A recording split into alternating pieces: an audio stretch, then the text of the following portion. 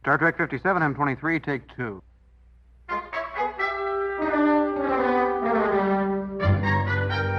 It's got Star Trek. Episode 21. TNG Season 7. Thine Own Self. Stranded without his memory on a primitive planet, I do not know my name. Data brings death to an entire village. Father, what's wrong? Now he must race to find a cure It's his fault. None of us were sick before he came to the village. before an angry mob targets him for revenge. There he is. I only wish to help. By bringing this plague? Next time on Star Trek: The Next Generation.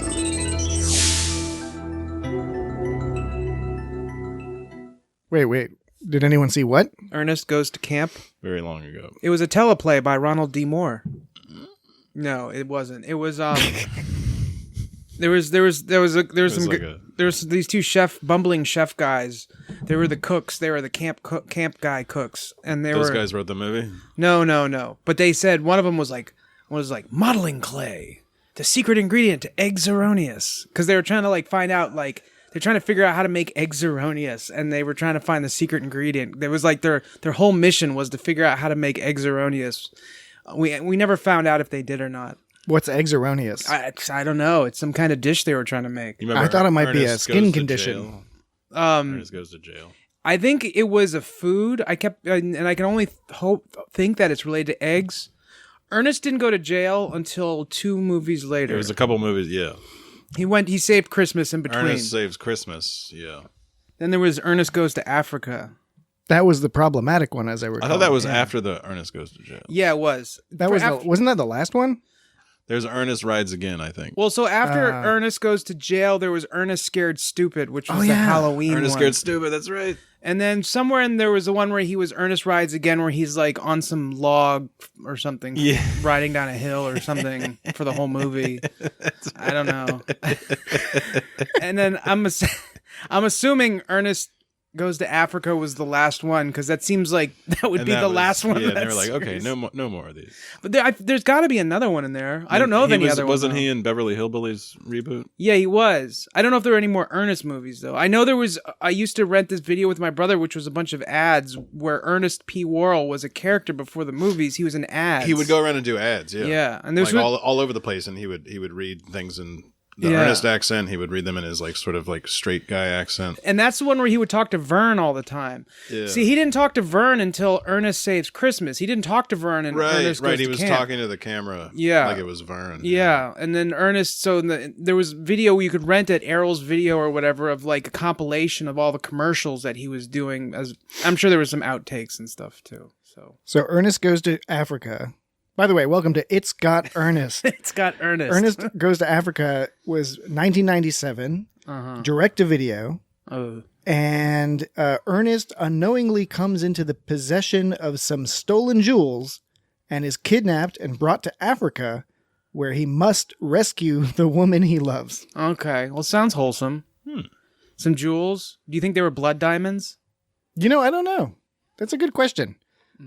I mean, it's a question we could conceivably find out by continuing to read. We have to figure out which part of Africa he goes to. He goes to, it's filmed in Johannesburg. Okay. Well, South Africa. So. It could be some diamonds down, blood diamonds. Say South Africa? I don't know how to do a South African accent. I don't either. There's that fellow who's that South African actor who was in District 9. Yahoo Serious? Are you serious? No. Are you serious? Didn't Yahoo Serious have some sort of tragic life? I don't know. It's tragic we don't see him anymore. Welcome to It's Got Non-American White Actors. Yeah, that District 9 actor, I know who you're talking about. He had a mustache in that movie. Oh man, last week when I was talking about the location of Star Trek 6, I was saying it was Chugach or something, or whatever. And then I listened back and I said Valdez, and I was like, it's not Valdez. It's Exxon Valdez? It's Valdez. Oh, Valdez? It's Valdez. Now, is it spelled Valdez? It's spelled Valdez. But it's pronounced Valdez. I'm almost positive. Are you sure that's just not a... Isn't Valdez pronounced Valdez? I remember because there was the Alaskan oil spill in was it 91 or something? Yeah, the Exxon Valdez. It was the Valdez. Valdez. It's not. You're saying shit. Wait, are you setting up a D's nuts joke? No. I wish I had been. Valdez I was nuts. about to go for it. If you guys are going to keep going. Oh, I foiled you. No, it was so you were trying to set up one. I wasn't. He was. I'm always trying to set up. That's a fair point. That is a fair point. Speaking of last week, our good old friend Tarek wrote in on Twitter at itsgotstartrek.com, and he said, we were forgetting you in your racist quiz element at the end. We were talking about Star Trek 6, the undiscovered country, the discovered racism, or whatever I called that. Yeah, thing. and there was the quotes from the racist crew members, and we couldn't remember their names. That's right. Just that they were funny names. He said he believed they were Burke and Samno, which I believe is correct. Yes. Those are racist names. Yeah, there's some like it does sound kind of racist, right? So thank you, Tarek, for letting us know the actual names of those racist killers. So yeah, thank you, Tarek. That was good because I only had Crewman 1 and Crewman 2, which I should have tried harder, but I maybe he said he remembered from the novelization. Okay, yeah, I wouldn't have gotten that. That's deep, man. Yeah, and now I'm kind of digging. I want to read the novelization now. That's a deep cut. I'm looking at Valdez. It's on thealaskalife.com. Alaska names you probably mispronounced 15 of them. Number 4 is Val. What was so I said it's Valdez. In parentheses, they spell the pronunciation, and they spell it VAL-DEEZ. Valdez. DEEZ nuts. Exactly. Nuts. Exactly. So cool. All right. So that concludes the initial segment of the show. Calvin wanted to go to the Yukon, where we do heavily scripted inane chatter. We are now moving along to the discussion of the Star Trek episode portion of the show. Right. We should probably put this at the end, right? No, this should go at the this is at the beginning. Right, this is at the beginning. It's just I don't know if people will be annoyed that we didn't get right into the... I have no doubt they will be. Okay. But, aggravation is an important part of art. We're educating here. Yeah. We're teaching you have to, discipline. Maybe some people have never heard of Ernest P. Worrell. Maybe not. That's possible. That's why they came to a Star Jim Trek Varney or... Star Trek podcast. Well, we're like Taekwondo instructor, right? We're teaching discipline. Nobody bothers me. Nobody bothers me. Was that Taekwondo? That was Junri, yeah. Junri, Taekwondo. Might for right. Yeah. All right, so this week we're talking about Thine Own Self, the 16th episode of the 7th season of Star Trek The Next Generation. Unlike Ernest Goes to Camp, this teleplay was by Ronald D. Moore. Ah, good. That's it's a very tightly written story, I think.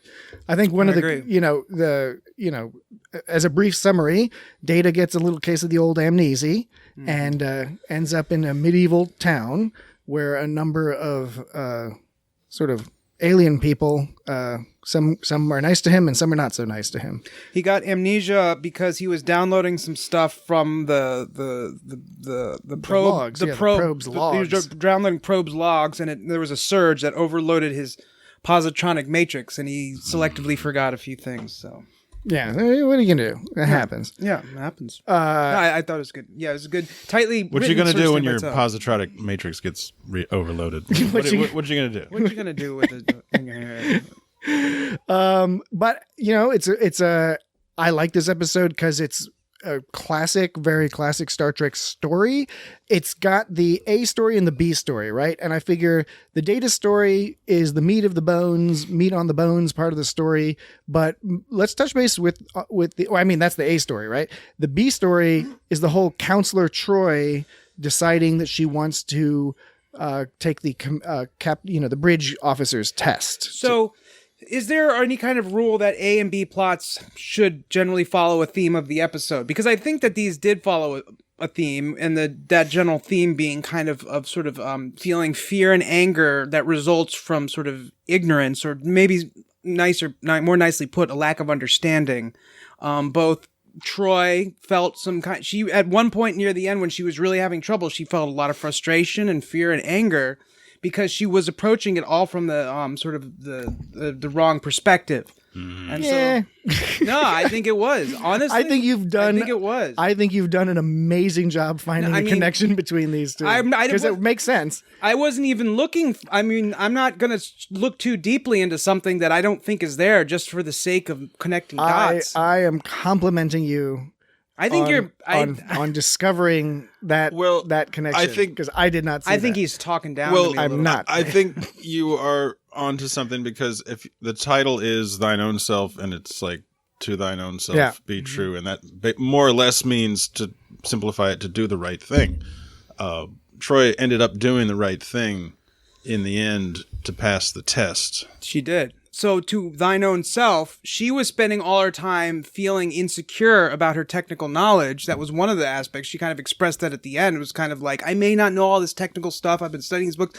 So she spent so much time being insecure about that she didn't even realize that that's not the issue. Right. It wasn't. She's not the engineer. She just has to make the decision. So yeah, someone like an engineer who would have more confidence in that area, they would sooner realize that they need to sort of like think of like the unthinkable alternative, being like, to have that confidence when you have a subject that you're confident on your knowledge about, to be able to say, this is not going to work in the way that, like, I want to be able to handle this. We need to think of a different sort of action. And so I do feel like a moron, because like I've seen this episode a million times, and I honestly always thought, I was like, man, this Troi story is like very abridged and completely unrelated to the Data story. But you've made a much stronger connection. I still don't think it's a mega strong connection, but I do think it's one that I certainly didn't perceive there before. It's sort of Fair funny enough. that so Troi she just hasn't taken the right tests to be a official bridge officer. However, for the entire show,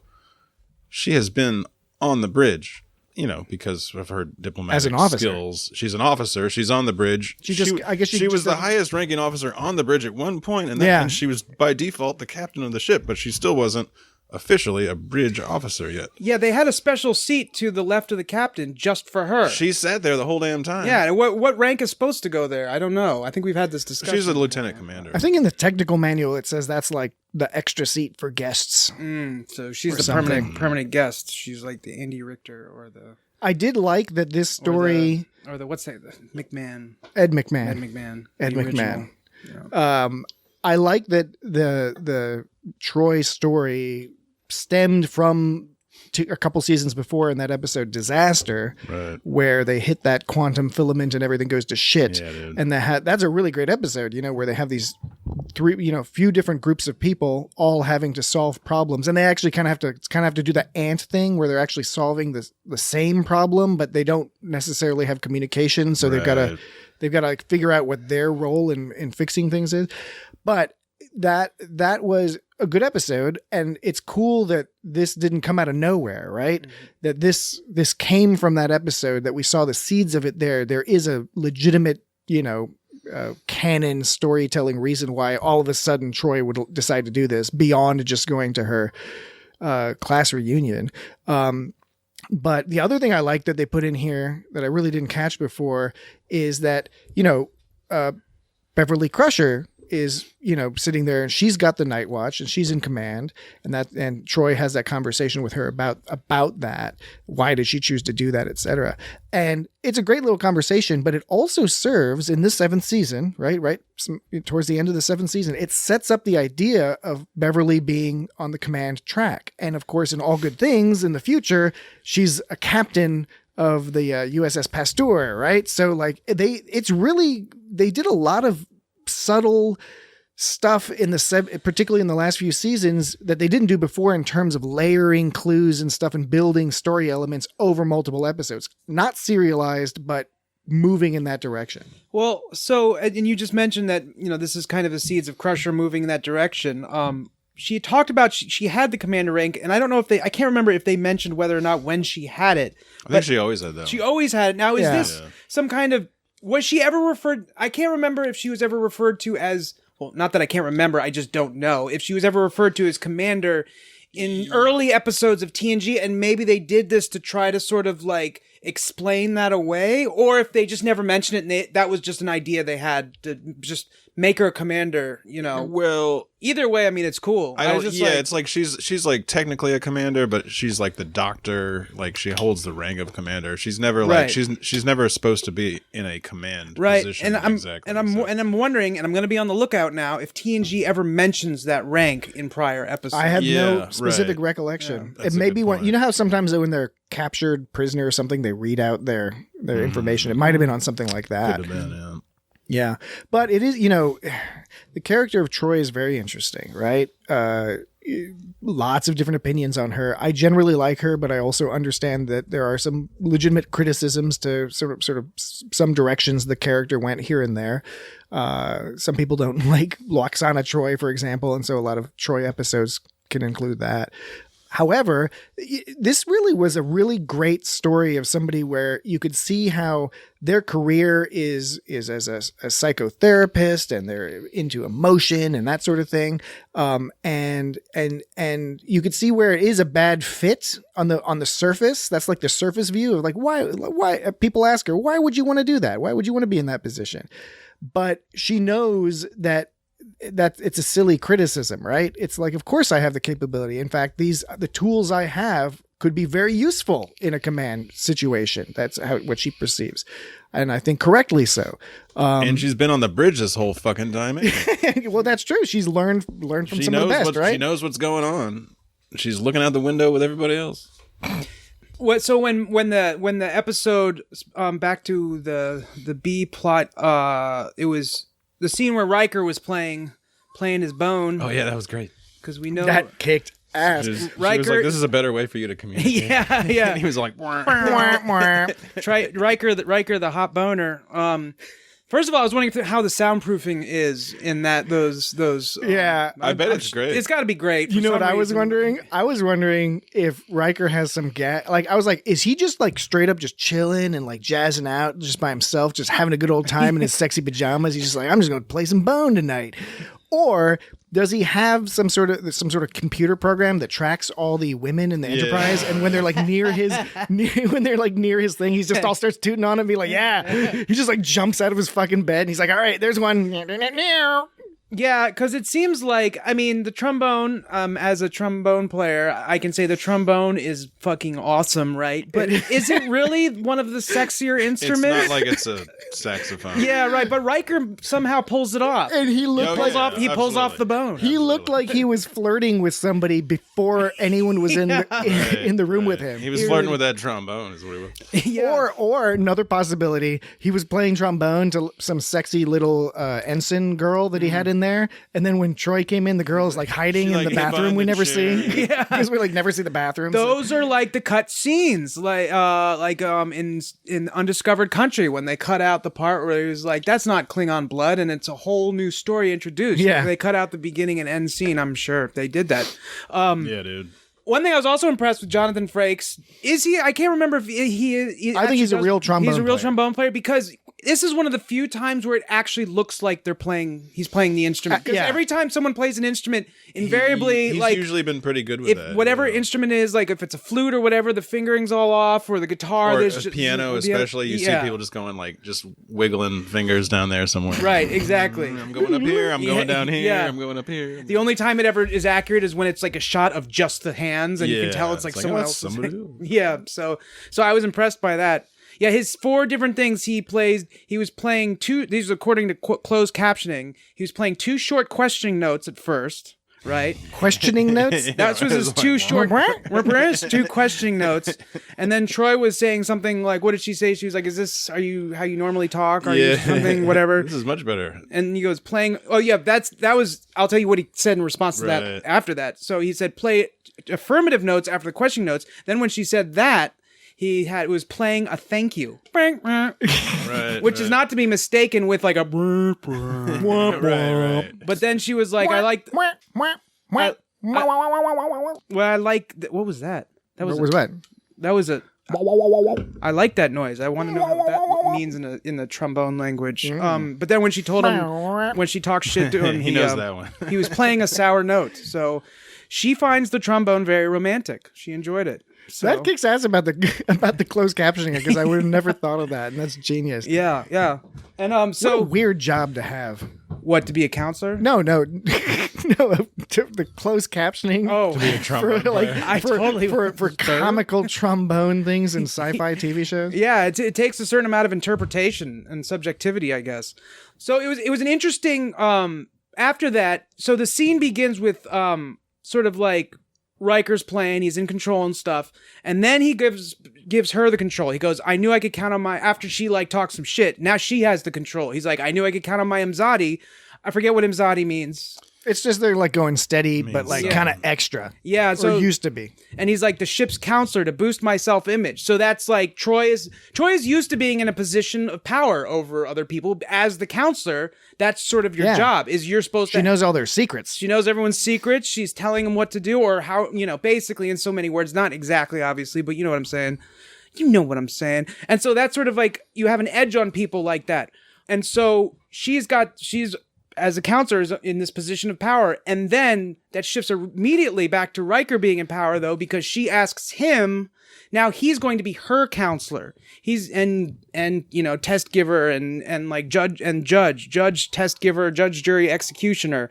And so now we see this point where Riker is sort of has the edge of power over Troi. And I don't think you really see that too much, even though Riker has implied power over everybody.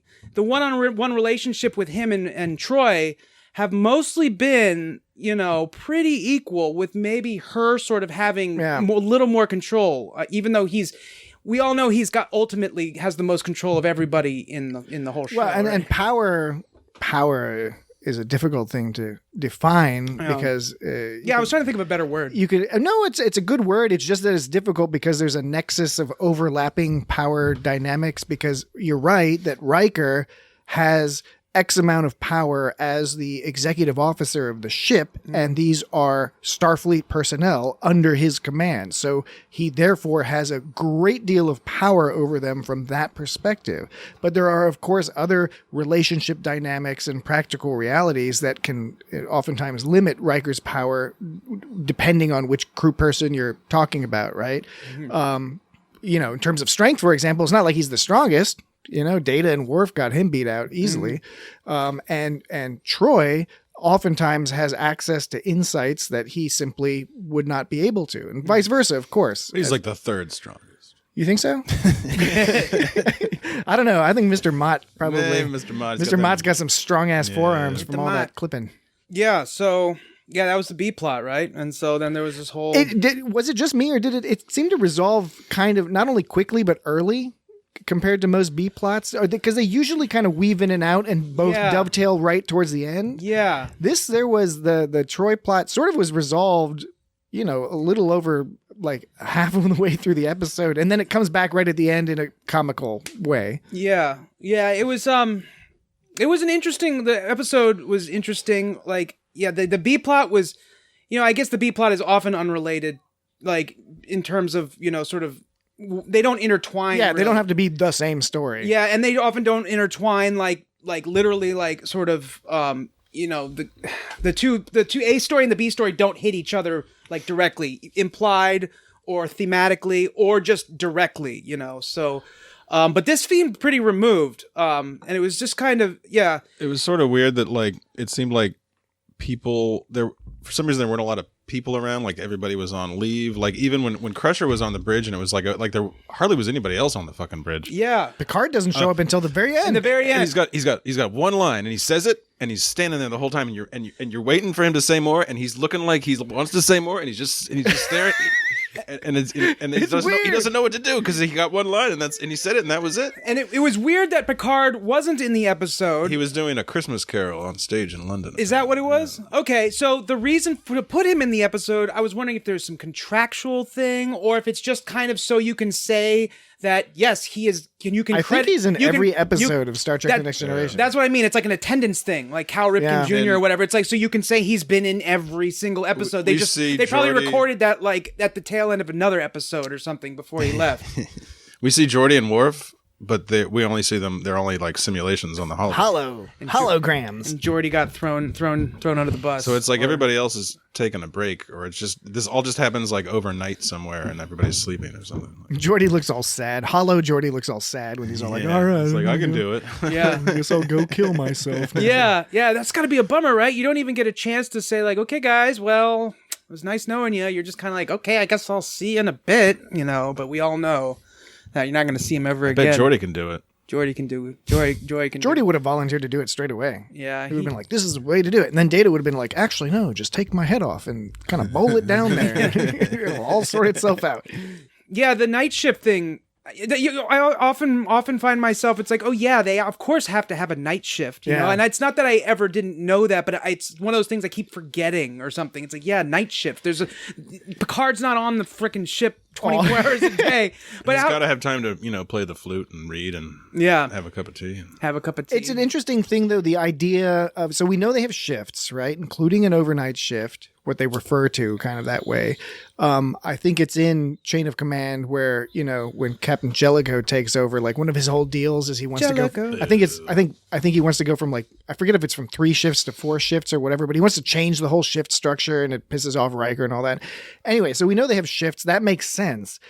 What's a little bit more debatable is the idea of having sort of a day-night cycle on the ship. One argument is that actually sort of makes sense, even though some people will be quote-unquote serving at night, but maybe there's some biological clock reason or whatever, to just the lighting or something.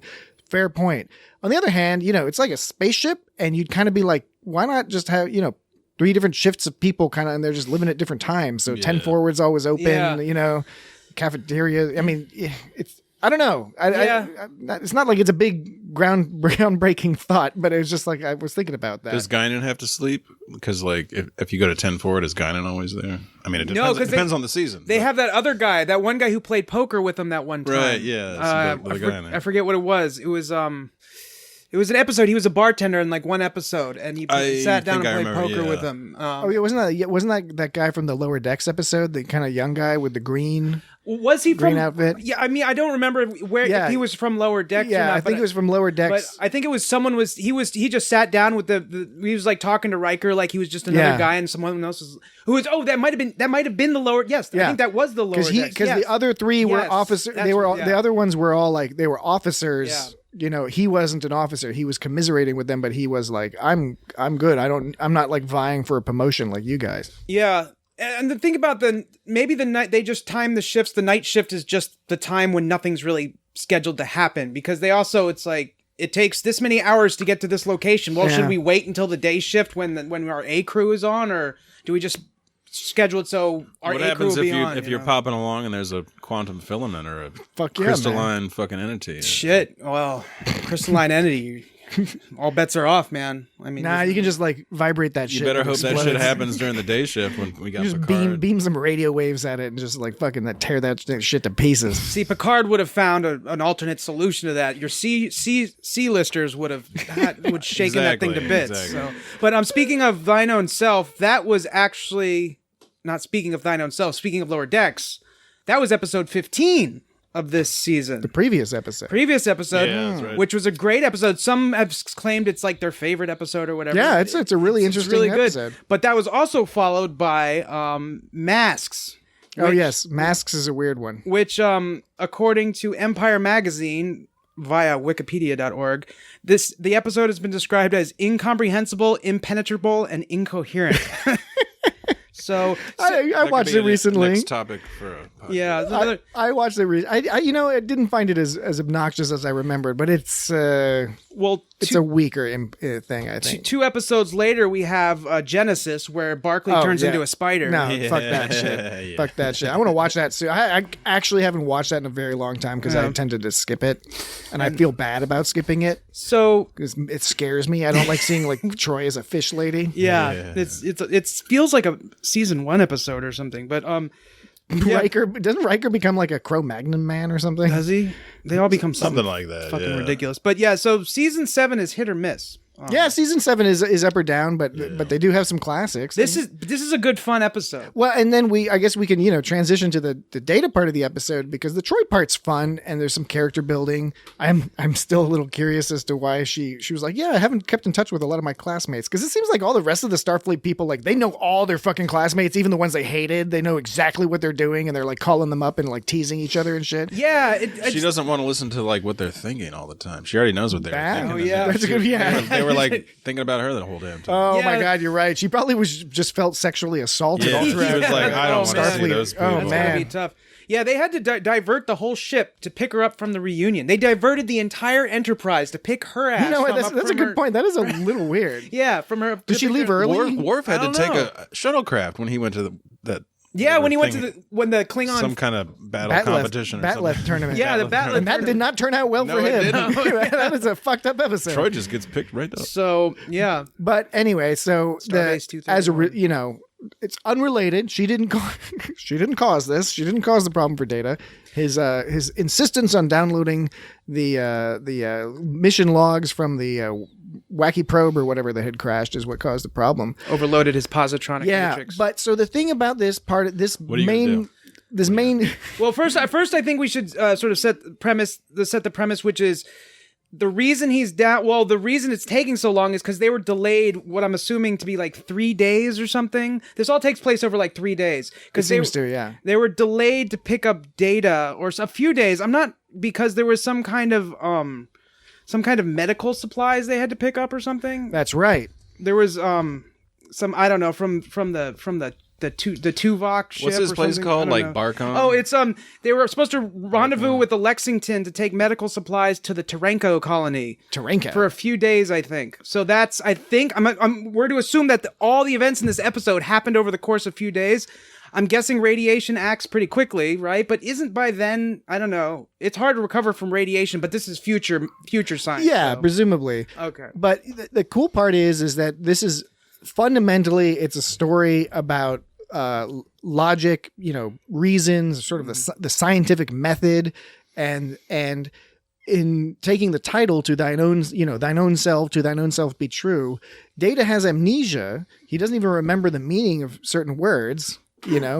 Which is peculiar. Yeah, he doesn't remember radioactive. He remembers that he's supposed to have an appetite because that's what humans have. Yeah. He's like, I don't have an appetite. That's why I'm eating. He understands that he's supposed to feel hunger. Yeah. But he doesn't know what radioactive means. So obviously, he knows that wood contains thousands of compounds or whatever. Yeah. And cellular matrices and things like that. Yeah. But it's really neat because obviously Data at his core, you take away his memory, but he's a reasoning machine. That's kind of his whole deal. He is like the master scientist. And even though obviously the setup is a little, if you dig into it too much, it sort of doesn't make a lot of sense. But it doesn't matter. But it's irrelevant because Yeah. this is Star Trek, and that's the whole point. This is what I was mentioning in last week's episode about the Expanse and how brilliant the Expanse is. But the Expanse is realistic and hardcore, and it derives a lot of brilliance from that. But Star Trek, because it's willing to play a little bit and not tie itself in too much in terms of story dynamics and being a little bit unrealistic to get a story going, because the point of the story is it's like a moral tale. And it's highlighting the value of Data's inherent goodness and his ability to deduct things from evidence, and that's a cool message. That's just a fun message to have in this type of episode. Yeah, and it's hard to put across that message like so succinct. That's a hard word to say. Succinctly, and so clearly, when you get bogged down with too many of these kind of unimportant sort of side details and things like that. It's kind of like when they make video games, right? And some people complain about how realistic certain aspects are, and you're just kind of like, it's got to be. It's a game. It's got to be fun. Yeah. It's got to be fun. If you want to play simulations, there are simulations, and that's fun for you. But sometimes you just want. And this is. I'm not saying it makes the episode necessarily more or less fun. I'm just saying it gives it more of a moral, focuses more on the moral message, which, as you were describing before about Star Trek, it's more important in a lot of ways, because of than the Expanse. That's what you said last episode. Yeah, the stories can be more important broadly in a social sense. Yes. Not to be too highfalutin about it, Yeah. but it's just that it's especially because this is a singular episode. Anybody could pop on this episode without knowing any of these characters and still get the whole breadth of the story. Like the whole impact of the story can be achieved, which is one of the advantages to both. You can do this story and take out all the sci-fi elements and do it as a Western. Sure. Just change Yeah. certain, it's one of those stories where Absolutely. it fits, you could switch it around to any sort of genre. Yeah. It could be a weird sort of, crime story, possibly. It's anything. It is an advantage of the episodic style of storytelling. There's advantages and disadvantages. But anybody could check this out, and I think most people would enjoy this story because it's a fun one. Probably, I guess it always depends. A lot of times people say you want to introduce a friend or a family member to Star Trek. What are good episodes to do that?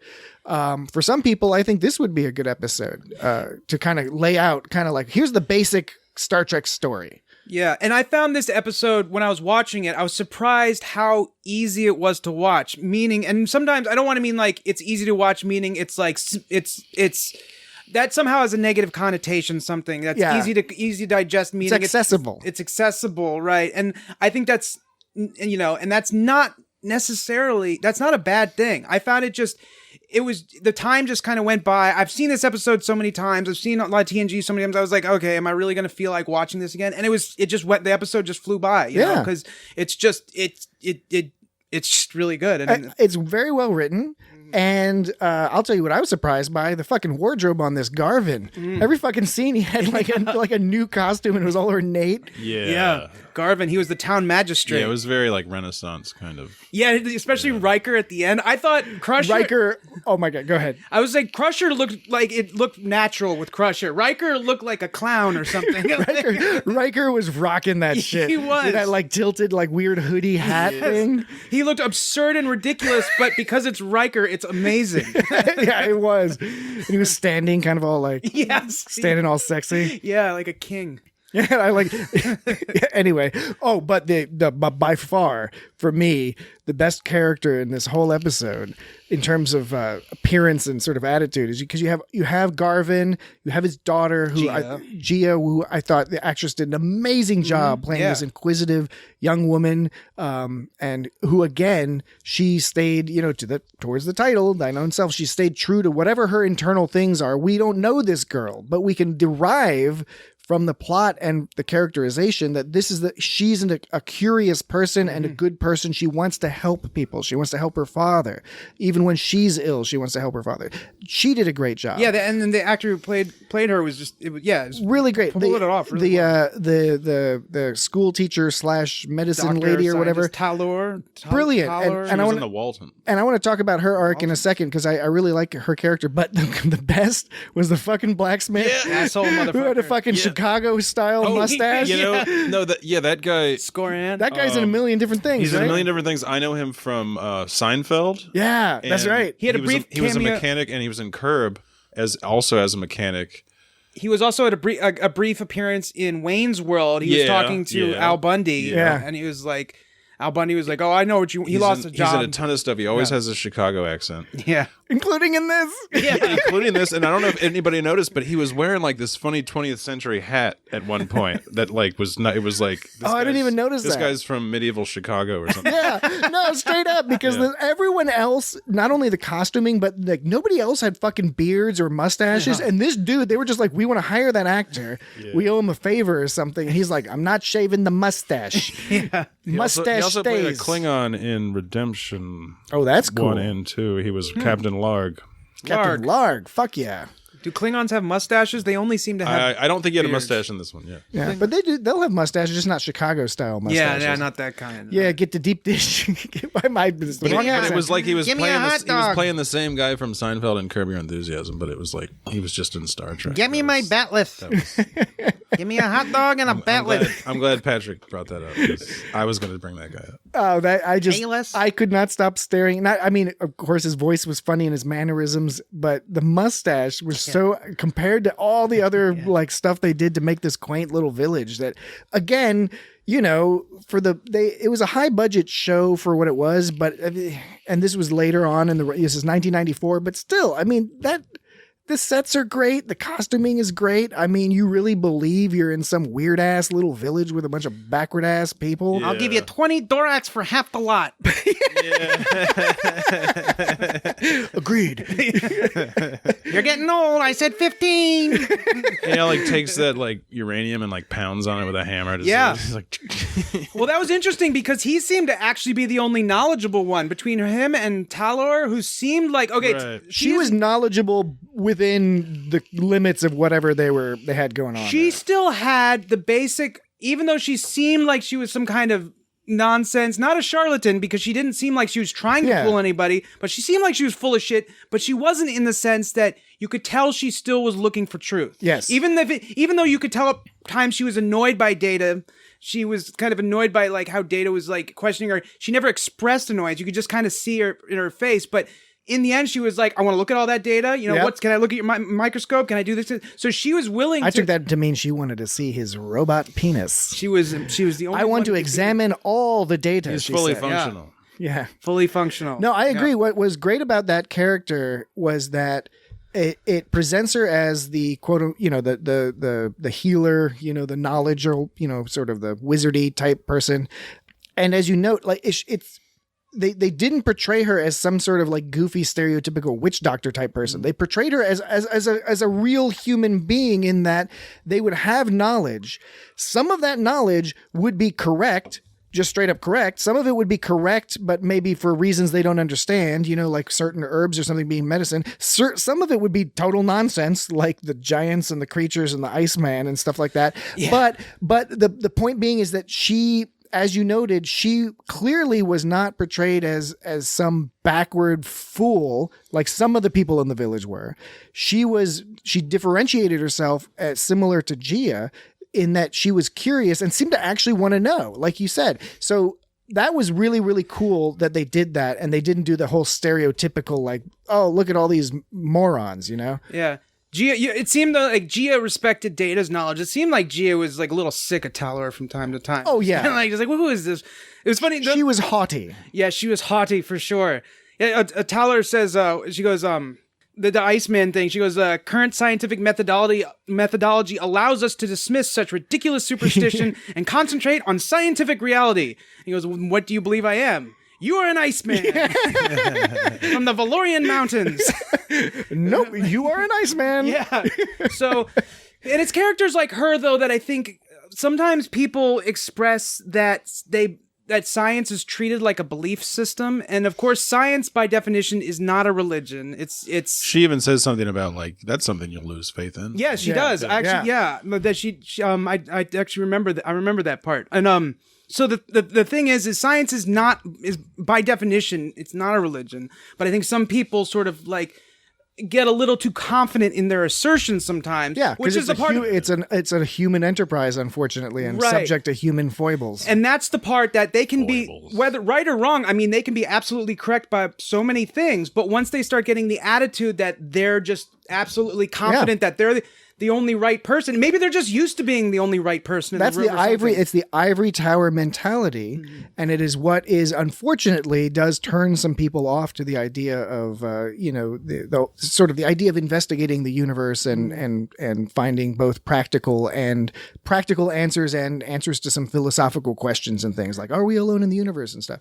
It's people just got to keep up the idea that it's like I can be wrong about this. And and the thing is a proper scientist, and unfortunately, I'm sure, the proportion is not where we want it to be, but a proper scientist is happy the day they're proven wrong, because it means they're that much closer to getting to the truth. Like that's a good scientist. Now, the people who are just after having a big name, selling books or selling scrolls in this context or whatever, or in her case, again, they didn't portray her like that, which was cool. They portrayed her as old school, given the culture she was born in. But and tell me what you think about this, right?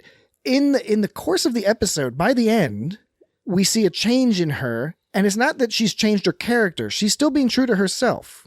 She's still being true to her curiosity and her desire for the truth. She's just discovered through her interaction with Data a new way to look at it. He's shown her radioactive particles. He's made a microscope for her that she's keeping, presumably. She's now been affected by that.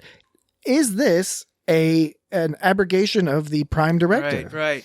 Because they tried not to do that, obviously. They wanted to get rid of the radioactive stuff. They ended up beaming Data away. They were wearing the costumes. What are you going to do if your positronic brain gets big. Yeah, what are you going to You're do? going to forget about the Prime Directive.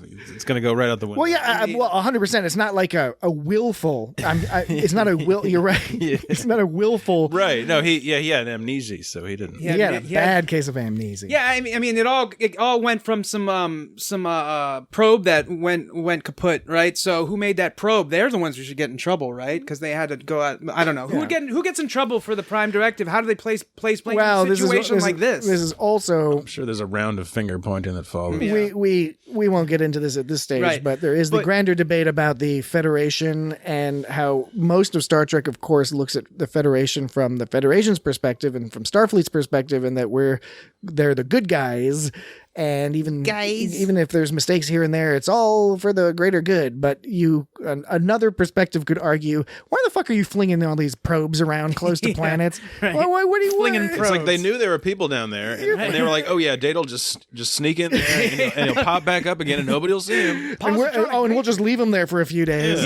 Yeah, that's right. Yeah, he's like, well, we got diverted. We have to tell Data at the last second. We have to drop off medical supplies. Like, how long does it take to beam down, grab a couple fucking bits and pieces? We got to do this. Go We got to back pick up Troi. Oh, Data. Hey, what's going on? But just like certain details can't bog us down to the truth, your question still remains of like, is that functionally violating? Yeah, I mean, I don't see how you could argue it isn't. I mean, so there's a difference between handing somebody technology and teaching them technology, but she was handed a microscope, but the microscope teach a man to fish. He used like teach a lady to microscope.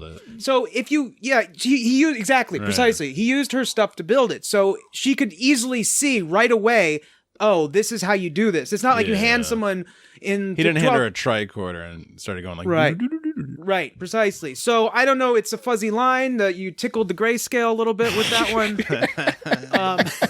Callback. The fair points. 100% fair points. But on the other hand, she went from being 100% confident in the fact that wood had rocks and water in it. The funny part is wood actually does have water in it. It was the one where she was like, it's hard to see the water, and it was kind of like a bullshit cover up. But I'm sure Data was thinking like, yeah, it actually does have water in it.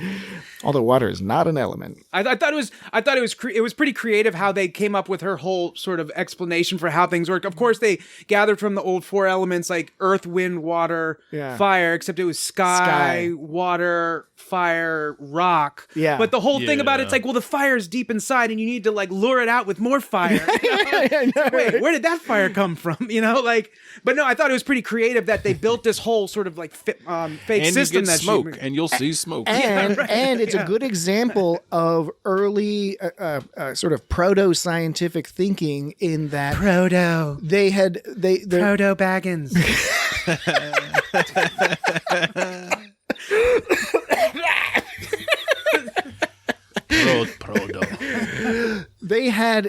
They had enough knowledge to understand certain aspects of the world, but not necessarily understand it in the fundamental way of the actual processes, right? And I really thought, I agree with you, they did a great job of creating that sort of mythology that also it makes sense. It sounds stupid if you know about modern organic chemistry, but it makes sense from their perspective, because why not? There's nothing going against it, right? They're at the point where if something goes against something, all right, maybe they'll revise it or whatever, right? That's the impression you get, but it makes sense. It's similar to how the miasma theory of disease, before they discovered germs, there was a theory that bad odors, bad smells, the miasma, the gases usually came out of a swamp or some sort of that those were funkiness. Those caused those transmitted illness. And the thing is, and swamp ass, right? No, that's I think that's where the swamp ass comes from. Yeah, it's my swamp miasma. Ass causes your Comes from miasma. Wow, that was awesome. Well, quick wit. But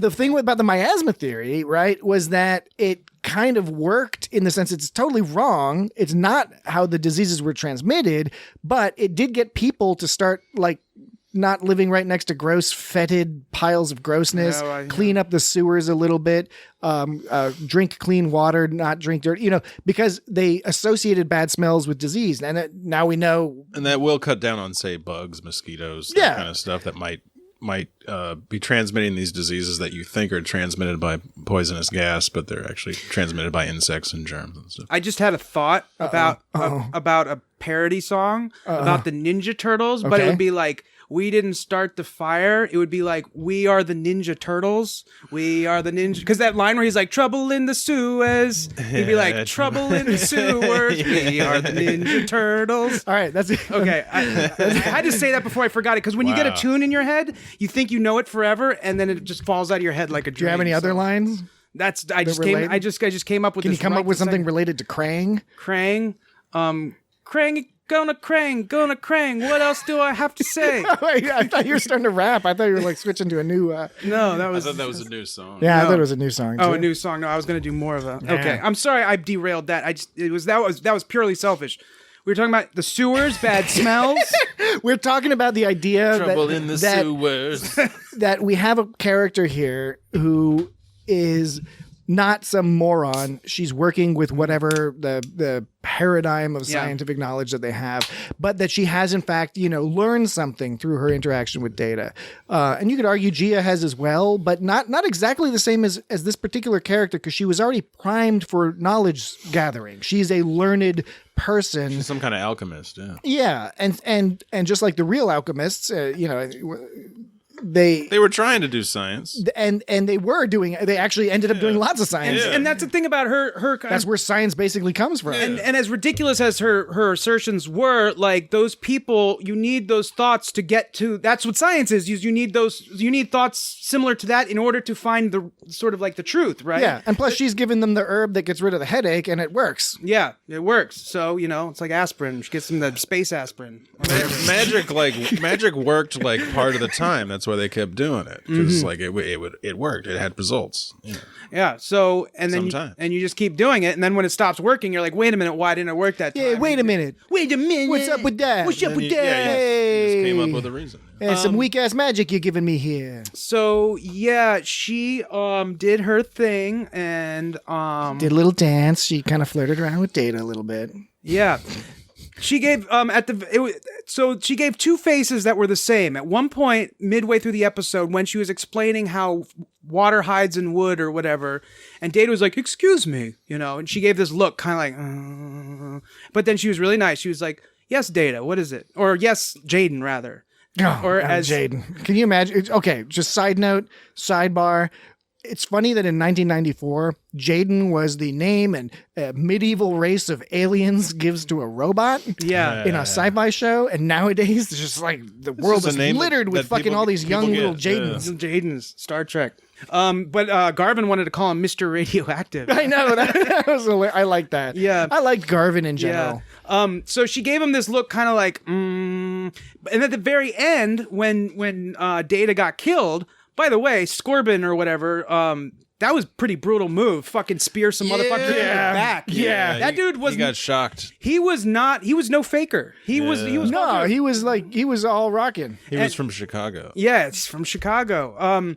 So she gave a similar look to them at the end when she saw Data. She was disgusted that time. It's kind of like how she was kind of annoyed with Data. Yeah. It was weird though, because she looked at them, but then she never said anything. It seems like she would have said a line, but it sort of, the scene ended with her just kind of looking like, Yeah. It wasn't really anguish. It was just kind of like, I took it to that final clicking in her brain of, almost, I mean, not to over-aggrandize this fairly straightforward and simple story, but it's similar to 2001: A Space Odyssey. When you touch the, every time the humans touch the monolith, there's like something clicks in their brain and they move to the next stage of evolution. I really kind of took it as a mini version of that she was looking on at this crowd, this mob of people who had just murdered this guy. For no particularly good reason. Yeah. Right. And it was like a moment of it was clarity, a moment of clarity, right? Yeah. So back to your point about if this broke the Prime Directive. So once again, I guess this could always, like many things, could be brought back to a level of abstraction, because if you simply say it's someone from another village, right, you can have someone from another village come along and catalyze more knowledge without handing it to you. So so that's just the interacting with people or life or whatever you want to call it, species, lives, things. And but this Prime Directive is very clear. We're going to stop this level of abstraction at planets. Yes. So that's very clear about that. But on some level, it is, even though it's breaking it, it's still, you could say it's not such a big deal because it might as well just be some village that like figured this shit out before you did or whatever. And there's going to be endless discussions throughout all time about the nature of the Prime Directive, both in terms of, as you suggested, who it actually enforces it, what are the decision-making things. And also we've seen so many, not only people tend to focus on how many times we've seen the Prime Directive broken, whether on purpose or by accident or just incidentally.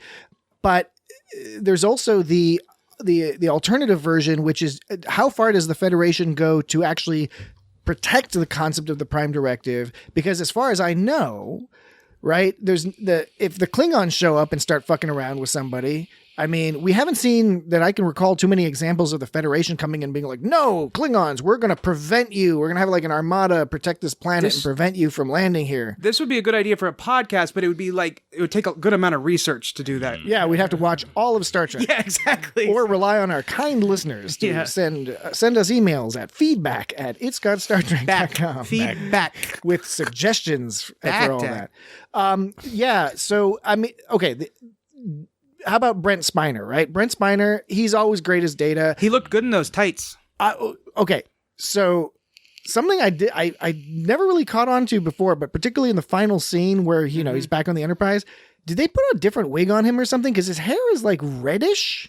There was something shiny about that cushion. That cushion had a weird shiny rainbow kind of, the cushion in sick bay where he was on that sick bay I'm bed. gonna have to watch that again. His hair is his hair is all fluffy and puffy.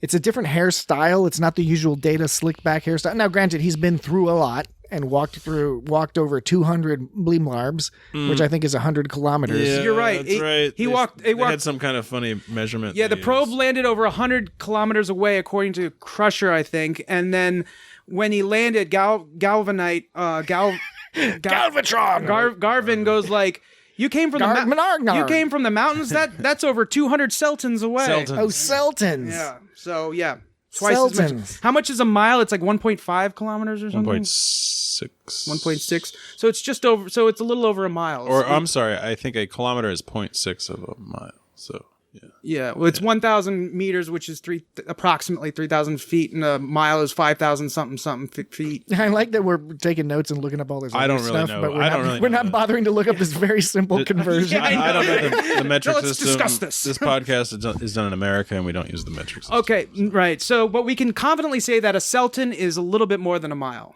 Yeah.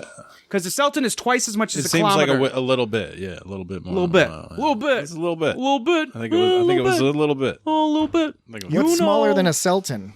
A Briton? I don't know.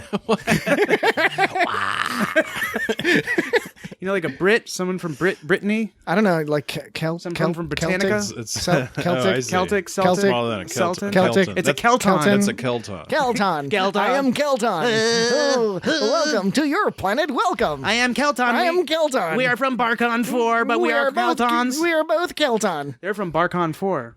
Yeah, that's right. Barkon. Now, do you think Barkon? Okay, Barkon. It's 7th season. It's the 7th season. Do you think they just got tired of coming up with blankets like Barkon? Barkon. Hey, what should we call this planet of medieval people? I don't know. Barkon. And they measure things in Celtons. It always comes out better when you don't. And they try have 20 Blargnargs. And they have 20 Dorax. Dorax. Because like the planets on like the new Picard show are like, they sort of sound like something you may have heard before, but they're a different name. It's like, they weren't trying real hard to come up with something wacky. They're just like, we're just going to call it blah, blah. Yeah, some sort of like Greek names. A little bit Greek, change a letter around, When that anvil falls and Data picks it up and puts it back down, that anvil's wiggling around a little too much to be a heavy ass. It's when funny. He puts it down, it's all like wobble, wobble, Whenever wobble. somebody does something unexpected and picks up something like that's super heavy, there's always somebody that's like, just put it down. Yeah. It's like they don't know what to do. Yeah. It's like, well, he can pick it up. Why does he have to put it down again? It's like, I don't know what's going on. So you better just put that back down again. Just put it down. We're all good. Yeah, it was cool that the first time he expressed his strength was with that radioactive suitcase thing, and he held it like it was nothing, and then Garvin took it. Yeah, and he it was wasn't like, so "Whoa." and it wasn't so heavy that he couldn't lift Yeah. it. It was just much heavier than he was- expected. He yeah. was like, Unexpected. and then they let it up later with the anvil thing. So, and then he puts the anvil and it's all wiggling like it's probably weighs a pound. He was like, But when he was puts it all back talking to down, that it's dude. fine. He was talking Yeah. to that dude, like, just be calm, like we're gonna see what we can do, and then like Data like lifts that shit up. Well, he was strong because his people probably all have great strength because it allows them to fight off the ferocious creatures that live in the Valorian mountains. Yeah, Iceman. Yeah, she's talking about hearsay. Yeah. Well, and again, what the writers have done there is provide an example of a type of reasoning, as he describes it, reasoning by analogy, that was prevalent in the pre-science period. And it's what a lot of folks don't understand, because a lot of people still do this today, because it's a perfectly rational, reasonable thing to do in many circumstances, right? But it's not scientific. It's not the scientific method. So sometimes people confuse that. They confuse coming up with a clever set of, like as Spock says in The Undiscovered Country, developing a theory that happens to fit the facts. That's nothing. That's useful as a jumping off point to be like, all right, now let's go test this. Let's go figure out if this is right. And then along the way, we'll figure out where we're wrong and revise it. That's the second step you need, right? But too many people, certainly back in the day, in the type of community that this is depicting, that was the way of thinking is, this makes sense. This is what we're going to say. And we're just going to assume it's right. There be monsters. Well, so when Garvin was sick, sort of along that line, she goes, you feel slightly warm. Some fresh air and a brisk walk will do you good. Like, she says that as if she gave some amazing medical advice. And she says it so confidently and just kind of like, so she says all this, she has this air about her where she has to sort of augment what she says with sort of the attitude with which she speaks it. She tries to be very authoritative about that kind of stuff. The one scene I wanted to bring up is when Gia starts talking about her mom that died, and she says, Father says she went to a beautiful place where everything is peaceful, where everyone loves each other, and no one ever gets sick. And then she goes, do you think there's really a place like that? And then Data goes, yes, I do. Now, why did he say that? Is the Enterprise is not... I mean, first of all, people... The Enterprise is heaven. Everyone on the Enterprise is dead. I mean... It's canon. It's... What? They're all ghosts. Well... This proves it. I'm just saying... Oh my gosh. It's a fucking ghost ship. That's a spurious correlation you're making. Boop. Boop. Boop. You know what I say to that? Boop. You know what my academic response to that is? So first of all, people must get sick on the Enterprise. Not everyone loves each other. They got Dr. Everything Crusher. is not peaceful. Yeah. So what did he mean? What was the point of that line? Again, it's a story, but also from Data's perspective, he probably does feel like that's the perfect place for him, right? Yeah, I don't know that it would seem like it was trying to say more than it really did. It's heavy-handed. A lot of the stuff in this episode is heavy-handed. I think most of it plays okay. Yeah. I mean, the blacksmith guy straight up says, "Go back to where you came from." Oh yeah. I mean, that's hammering on the head. There's a racial prejudicial component to this. So yeah, we can relate that to Iceman. We can relate that to current events, right? Because he calls him Iceman even later on when they go hit him before they hit him in the face. Yeah. Scorin is like, he follows through with what he says he's going to do. He's no wimp about it. But he calls him Iceman even though at this point it's established it's not his name. He refers to him as, you are this kind of person, you are this person. He's categorizing him. Yes, he's categorizing him as not us. You don't get a name. You don't get the honor of a Iceman. name. We can draw parallels to that. He also tells him to go back to where he came from. Yeah. I don't care where that is. I don't care how you can possibly help us. I'm not interested in the truth. I'm interested in getting rid of you because that's the easiest thing for my brain to handle. Yeah. And so, what year was this? In the early 90s? 94. 94. Yeah. So, I believe 93, 94. So that's a common theme that's stuck around to this day. So, yeah. it's worse in some ways. Yes. Twice in the episode, closed captioning described the crowd of people walking away as angry muttering. Yeah, angry muttering. So I know about that. But I do that all the time. yeah.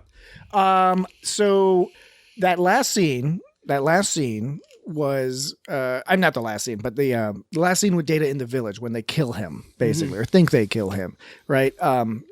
Shortly thereafter, that's pretty intense, as you noted, horrible mob and all that. It's interesting they buried him, right? So we can, granted, of course, they were limited to 43 minutes of story time at this stage, I think, right? So obviously there's some shortcuts, but you can still infer something, right? They buried him. They didn't have to do that. For the nature of the story, there was nothing like that made it that had to be that. They could have just been like, we buried the fragments out in the woods. They could have buried the Data out in the woods. Yeah. They buried him, so that you can infer from that some faction sufficient enough, powerful enough, Garvin, Gia, the healer woman, what's her name? Talor.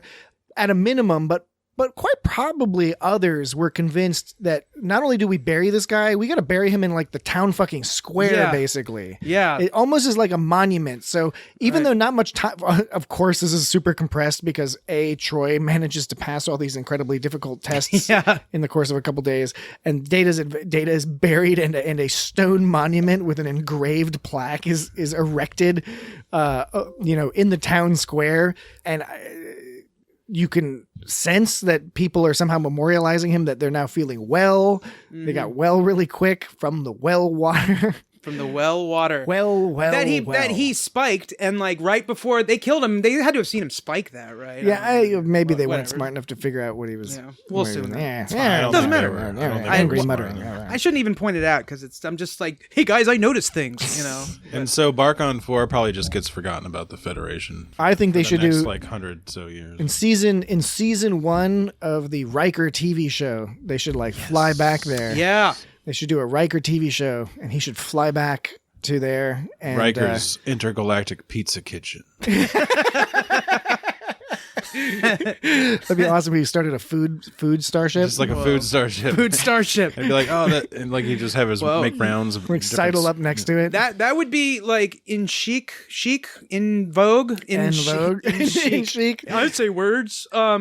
Sometimes to have like have a spaceship that just makes, they don't replicate any of their food, they make it. It's like he's making it. Yeah, he built the pizza oven on the ship. It would be like the Star Trek version of the Chinese food delivery man in The Fifth Element, who goes around in that little, possibly racist Chinese junk, selling food, window to window. Yeah. Oh, right. Except to be Riker.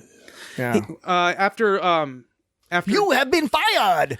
Troi goes, that's a quote from The Fifth Element. When she uses some technobabble, when she's taking the test, she goes, switch the EM power converter to the lateral, use the neodyne relay or whatever. And then Geordi's like, you can't use the neodyne relay because it's fucked up or something. And then everything blows up. And Riker just strolls up and goes, congratulations, you just destroyed the Enterprise. Yeah, right. What a dick thing to say to somebody who just failed the test. It's like, it's not like she tried to do it, And he follows it up like, it's okay, you passed everything else. But she was unusually petulant. You don't see Troi petulant too often, except around her mother. And I think... Sometimes with Riker. You know what? That's an excellent observation, because I think that... Because earlier you made the point that Troi is weirdly in a position where she's, in order to gain more authority, she is temporarily placing herself in a position of less authority vis-a-vis Commander Riker. And you just mentioned that she because I was thinking the same thing, that you don't usually see her this petulant, but I hadn't made the connection to her mom, who is another person who has a certain level of power over her, even though Troi is a very clearly independent person and does her own thing. She does have this difficult, tricky relationship with her mother. And that is a really interesting comparison, that it's that petulance is similar to how she often is acting around her mom. So when that power reversal when there's a power reversal in that sense, and she sort of feels a little helpless, she kind of reverts a little bit, back. Yeah. So picking apart the pick-aparter is what you do when you analyze the psychologist. Yeah. Trick the trickster. Yeah. All right, so I think the last thing I was going to observe is that Brent Spiner has to have, or once upon a time had to have some very good abs because he's always doing that Data sitting up straight move. Oh, yeah. And I don't know, that is difficult. I think that's a tricky thing to do. I've tried to do it before, not recently, admittedly, but the whole like lying flat and just going, like just that part going up. Yeah. It's not easy. It's not easy. Yeah. And I said, like I was saying before, when he was in that weird, that seems like it's from, first of all, it seemed like it was from an old horror movie when he was in the cloak and the hood and he was talking to Gia and he was like, don't look at me. So that seemed like. I don't want to scare you. Yeah, it seemed like it was pulled from something. But then later when he's going to the town square at night, you see from the backside, he's rocking those tights, you know? So I think he was much more fit than I think I gave him credit for. You know, so yeah, he's fully functional. He's fully functional to the max, and so is Brent Spiner. But when at the end, when I think it's also effective when they talk to Gia, and it's more effective for Gia, even though Data didn't really remember. Even if he did, it's more effective for Gia to have it be the character of the daughter to explain to them the effect that he had on the town, as opposed to if he had remembered and later on was like, well, I did this, this, and this. Like, you know, it's Data, so you know he's not lying, but it just doesn't have that same effect. And you know what? I think it's a very interesting decision to have him not remember any of the events. I mean, what do you think about that? Because it is unusual for Data to come. Not, you know, normally in Star Trek everything gets recovered, and not always. Data's usually the one that remembers stuff. Yeah. I don't know what about that. Yeah, I don't know what the purpose was, kind of him not remembering that. I've been trying to think if, you know, which way it made more sense. I will say, even if this was the only reason they did it, that if they did it for the sake of being able to have that really sort of cute interaction of you know, them, you know, I appear to have had an interesting time or something. And then Troi, I think it was Crusher who was all like, and you became a very important friend to a young girl. Yeah. Riker goes, apparently you saved an entire village from radiation poisoning. You know, I wish that's what people said to me after I had a blackout. It's usually a much different story. It's like, Dan, you caused radiation poisoning I don't know. all across campus. Dan, oh man, are people mad at me? Dan, you took all the mercury out of all the thermostats and just smeared it all over. Oh man. Oh. Are you mad? I'm sorry. Yeah, that's a good point. That's funny. That's hilarious. Anyway, so I think great episode. I think it's a good introductory episode for people. I think it's a great episode to go back and watch if you hadn't seen it in a while, if you're just jonesing for some Trek.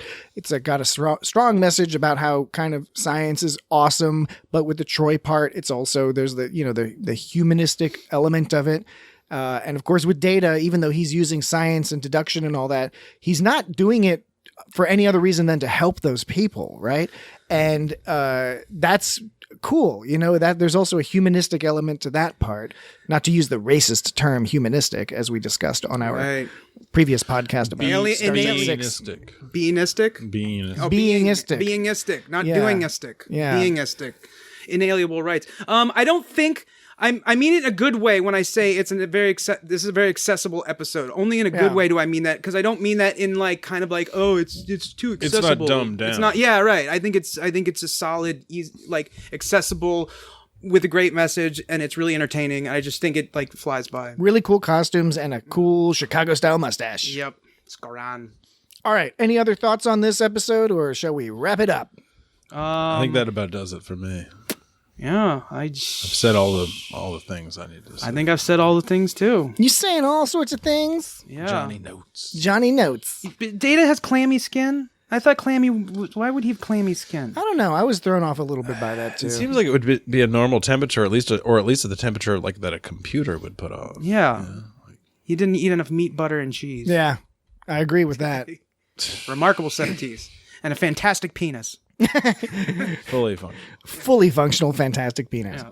All right, cool. Well, we will be back next week with something. We don't know yet what, because we're in troubled times out here. Mm-hmm. So you never know what's going to happen. But you can find out what next week's episode is going to be about by going on to... That's funny. It's like, we don't know what's going to happen around those troubled times, but you can find out next week when we're not dead yet. Yeah, presuming we're still alive. The next episode of It's Got Life. It's got supplies for the post-apocalyptic wasteland. It's got toilet paper and alcohol. It's got weekly tips on how to keep the roving hordes at bay. Well, now apparently TP is out of fashion. Now it's hair dye is like the thing that people are low on. Apparently, that's the newest thing that people need and don't have. Is it I couldn't find enough artisanal bread. Yeah, no, the artisanal bread is difficult. But my problem was I went to go buy some artisanal bread, and I'm trying not to touch all the bread. But I'm flummoxed because I'm like, how do I need to grasp and sniff the bread I gotta feel to determine which loaf is the one to get. This one's way too squishy. It's fucked up. We should be wearing gloves more so than masks. Yeah, but the gloves are that's a myth. gloves are going to get dirty themselves. Well, the gloves are going to get dirty, but if everyone wears the gloves, then you won't get the dirt from outside. But if you wear gloves, you got to change your gloves all the time. And you got to take the gloves off the right way, like the doctors, by slipping your fingers under, because otherwise you just end up taking all the dirt from the gloves gets on you. Yeah, we'll just do it the right way then. Yeah, I know. Everyone, look that up on the internet. I mean, if I wear gloves, it's not going to save you, but presumably if I wear it right, it would save me. Y'all wearing your condoms? Because that's the other thing you can do. Just wear a condom all day long. It's way up there. It's way up there. The environment of an operating room. Yes, operating room. Exactly. There's no way to simulate that sort of No, it's not going to be that. cleanliness. It's not going to be that sterile, but just some rubber gloves. Probably. I mean, I don't know. I don't know shit. I just imagine just wash your hands and don't breathe on people. Wash your hands. I just imagine rubber gloves would be more useful than a mask, but a mask is definitely much more feasible. Yeah. Wear I don't know like a beekeeper's outfit. A beaker. What about a beak? God damn it. Beekeeper. She's a beakkeeper. A beekeeper, a beakkeeper. I have a PhD in drums. All right, Toast of London. Go check out that show. This is the recommendation. We're plugging all kinds of shows. Recommendation, on this show. yeah. Since we don't have advertisers yet, because we decline to have any advertisers that we don't use that are for products that we don't use, and we don't use any, and none of the products we use want to advertise with us. Capitalism. Yeah, for real. Except if you're going to give us money. Give us money. In which case, find a way. Life finds a way. Money finds a way. Jurassic Park. Into our so The Fifth Element, Toast of London, Jurassic Park, Jim Varney. the Ernest movies, of which there are at least 9. I'm sure they're accessible somehow on the internet. They're very accessible. They're probably just on YouTube, honestly. I love how so many movies are just on YouTube, and I never watch them on YouTube because I feel guilty about it. But I don't know. There's something you about can watch them. Yeah, I'm not talking about paid YouTube. I'm talking about just somebody who's just like, yeah, here's the movie. Somebody held up a camera to their TV, put it on YouTube. Those are the best ones. All right. So next week, on the condition that we are still alive and still able to broadcast, and that the event has not happened yet, then that Mitchell Webb look, that Mitchell and Webb look. That's a quote from that Mitchell. Never mind. So next week, Start that Mitchell and Webb look. We're gonna talk about something Star Trek related of some sort. You'll find out, and the way to find out is to follow us. Some sort? Would it be a bubble sort? To find Boolean, a Boolean sort. Is that a? I don't think that's a sort. Boolean logic. Boolean logic. Boolean logic. They know Boolean Q. Oh, like a Boolean. Valdez nuts. Spelled D-E-E-Z. Sorry, I totally derailed that. That was my fault. No, it's quite all right. So, if you want to find out what the fuck we're going to be talking about next week, you can find out by following us on Dan. On Dan at feedback.com. All right. YouTube. Okay, no, but what's the name? It's got Star Trek. Yeah, but what do you put? What's the symbol in front of the name? This is what the kids are used to. This is how kids are used to hearing. Hashtag It's got Star Trek. No, not fucking hashtag. Yes, there you go. At It's got Star Trek. There you go. At It's got Star Trek on Twitter, Facebook, Instagram. Those are the Those are the key places that you can find us. You can try to find us other places. It's probably some weird bootleg shit, some like weird sub fans. That'd be weird. Yeah. We should give our names. We should start giving our names so people can know who we are. But if people know who we are, then they'll fucking know who we are. What? That, huh? Because that comment recently about like that guy that just couldn't finish a sentence. Yeah. He was talking about Dan. Yeah, I'm Dan. I am Jesse. I'm Patrick. See, it's our fault for not, so people don't know. Oh yeah, I know. We don't go out of our way to be all like, "Hey, we should do a whole episode where we describe ourselves What and do our you entire think? What do you think, our Jesse? background in Star Trek." It'll be the least listened to episode. It could be a bonus episode. Let's just associate the sound with the name. So this is what Dan sounds like. When I was 9, Star Trek: The Next Generation premiered. Who is that? Who said that? Nobody. Who just said that? And you were about to do a Casey Kasem sign-off thing before, and I interrupted you. My name's Dan. No, you can't do My that. name's Dan, and this is My name's Patrick. No, why you guys do? Oh man, are you serious? we're deadly serious. Oh, Okay. I'm Dan. Okay, I'm Dan. No, fuck.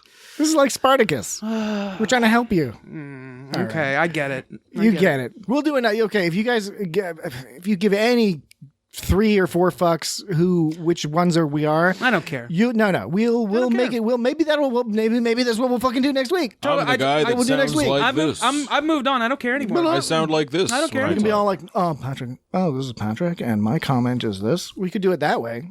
We could For have everything we say. Dan's the guy that Yes. sounds like this. Yeah. He talks like this. God damn Why it. can't I finish a sentence? Okay, that's pretty close. It's Got Star Trek. No, God damn it. At It's Got Star Trek is the social media business. www.itsgotstartrek.com for the website. Feedback at It's Got Star Trek for mail. Leave reviews and comments and all sorts of places and do all that normal podcasty stuff because you like us and that'd be nice. Join the rest of your friends. I'm Patrick, and I'm Jesse. Where's Dan? I don't know. Be like our good friend That was Dan. at Gibberkit. At Gibberkit, who's yeah. a very kind and wonderful person who For real. treats us very well. True that. Join him, follow him, and if you follow him, he retweets our stuff. So then you don't even have to follow us. You can just follow him. His feed's way more interesting than the It's Got Star Trek feed, which is purely promotional and retweets things from trekcore.com periodically. But otherwise, so we hope you enjoyed the show. We look forward to talking with you next week. Again, presuming everything remains copacetic and everyone's alive. And with that, I will say good night. My name is Patrick. My name is Jesse. My name is Patrick and Jesse. There it is. Have a good evening, everyone. Let's see. Heartbeat sounds a little odd, but seems very regular. Skin feels clammy. But you say you feel fine? That is correct.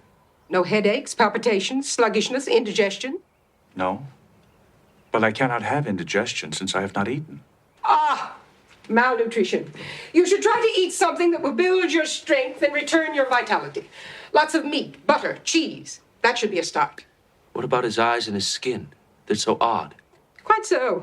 Quite so. I'm sure my grandmother would have called our friend here a demon or a spirit or some sort of monster.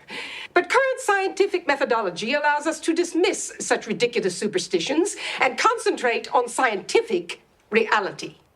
Then what do you believe I am? You are an ice man.